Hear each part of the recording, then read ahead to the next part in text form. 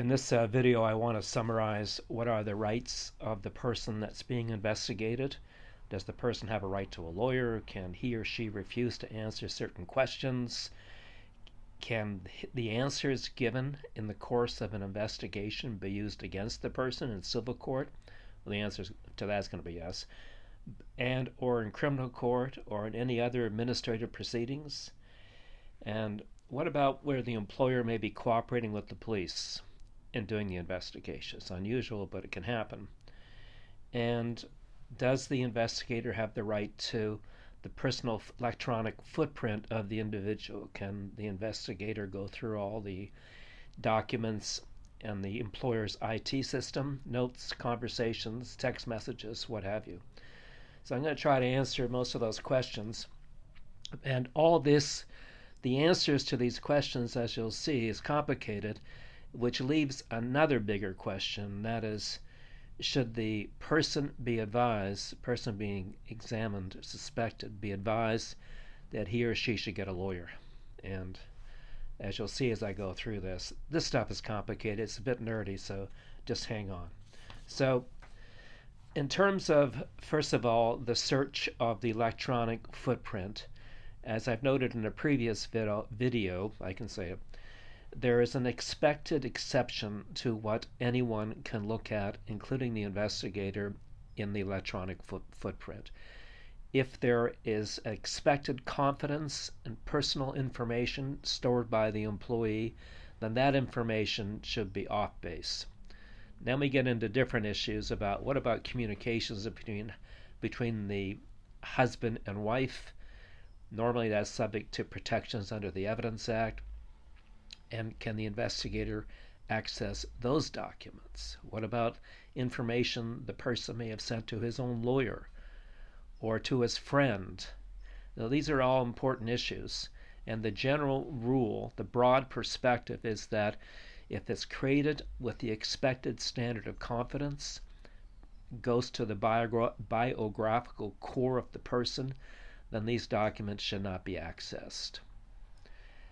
There's also an issue about whether the individual has a right to charter protections. Now, the Charter of Rights and Freedoms is federal legislation intended to provide protections to individuals where there is a government actor. That is, if it's the state or perhaps a board of education doing the investigation. Generally speaking, if it's a private company acting on its own initiative, there is no right to charter protections. So if the employer, on its own initiative, is not a government actor, decides it wants to investigate your notes and conduct the investigation of you, then you have no right to legal counsel under the charter. There are exceptions to that in Alberta and perhaps Saskatchewan, and that's detailed in my note in the summary that's below. Also, there's something called the common law confession rule. And generally speaking, a common law confession is not admissible in a criminal proceeding in certain circumstances. And again, the details appear below, but it's a complicated situation. There must be existing or reasonably anticipated criminal proceedings. So if you think you've stolen something and you're about to be charged or are charged, or if you committed an assault at the workplace, then the common law confession rule may offer you protection against that statement being admitted in criminal proceedings, not civil. There's also an issue of the right to silence. Does the person have the right just to say, I don't feel like answering this question?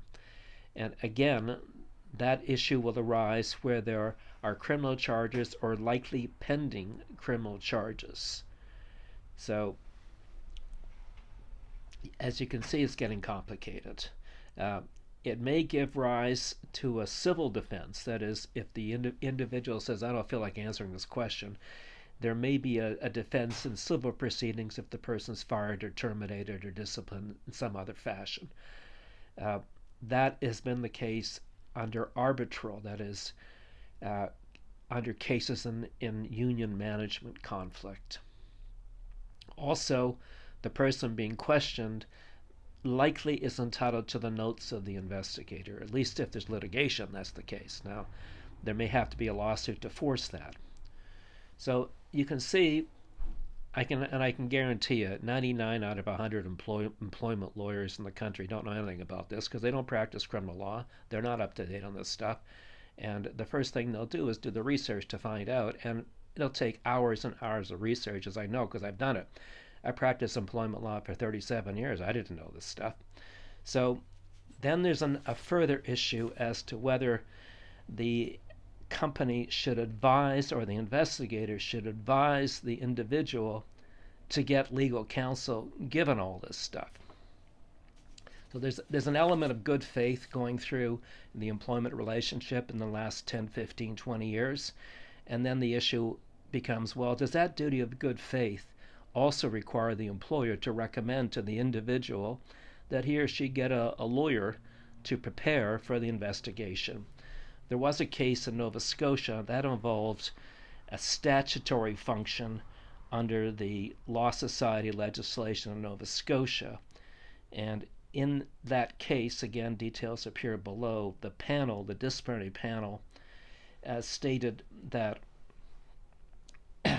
the applicant, that is the person applying for admission, should have been advised to have legal counsel before the interview that took place pending the pending the admission application.